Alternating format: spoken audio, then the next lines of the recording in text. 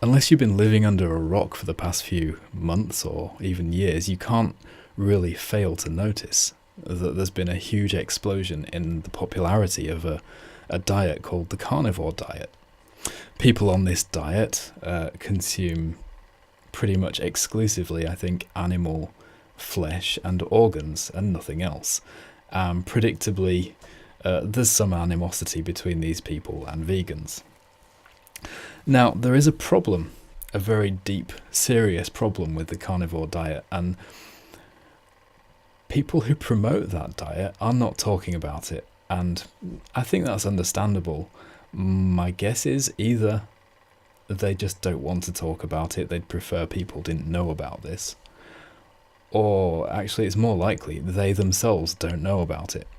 It's a little bit surprising to me that vegans, their diametrically opposed enemies, are not also talking about this, but that's a different thing altogether.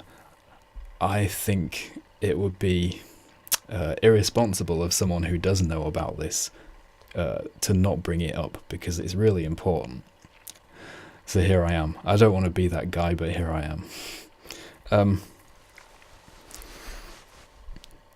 I think people who practice the carnivore diet have a kind of ideal in their minds, and the ideal for them is that everybody hunts their own meat. Maybe they imagine themselves running through the forest with a bow and arrow or a gun or whatever weapon they would choose, and they hunt down the animals that they kill and eat. Or maybe some of them imagine that everyone who does the carnivore diet would have a small holding with a small amount of the animals that they live on, and they kill them as and when they need to. But the reality is that for most people, those situations aren't really feasible.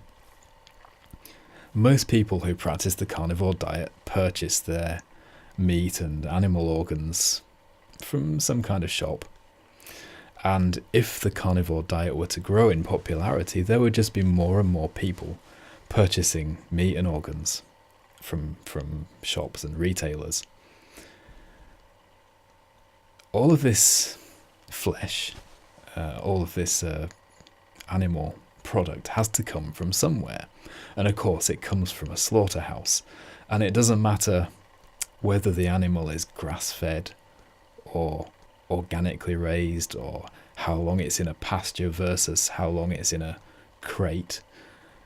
All animals who are killed pass through some kind of slaughter facility. And there's a very dark truth to slaughterhouses, and that is that the people who work in them suffer from post-traumatic stress disorder, and some of those people go on to commit violent and sexual crimes in their own communities. In fact, it's been studied, there is hard data supporting this, and I will link the studies below in the description. If a large slaughterhouse is operating in your community, the rates of rape and violent crime, sexual crime against children and animals, domestic violence, all these terrible crimes with human victims that we really don't want in our communities, these crimes are doubled by the presence of a slaughterhouse. I think that's pretty serious, and I think it's something that needs to be considered.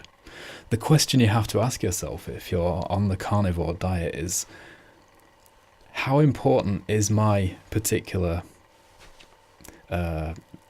diet in comparison to the victims of these kinds of crimes?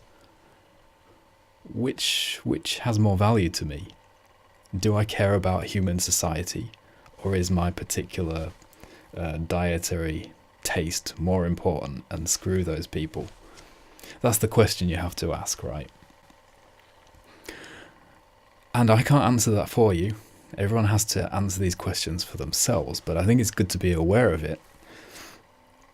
But I do have a couple of solutions. There's a couple of suggestions I could make which could potentially bring a resolution to this conundrum.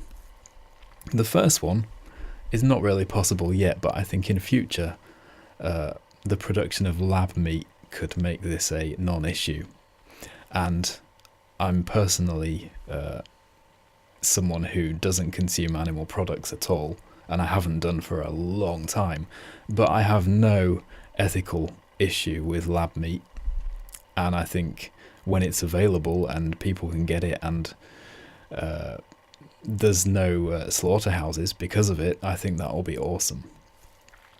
The other possible solution, of course, is that you kind of modify the carnivore diet and think, well, what am I getting from this diet that's so important?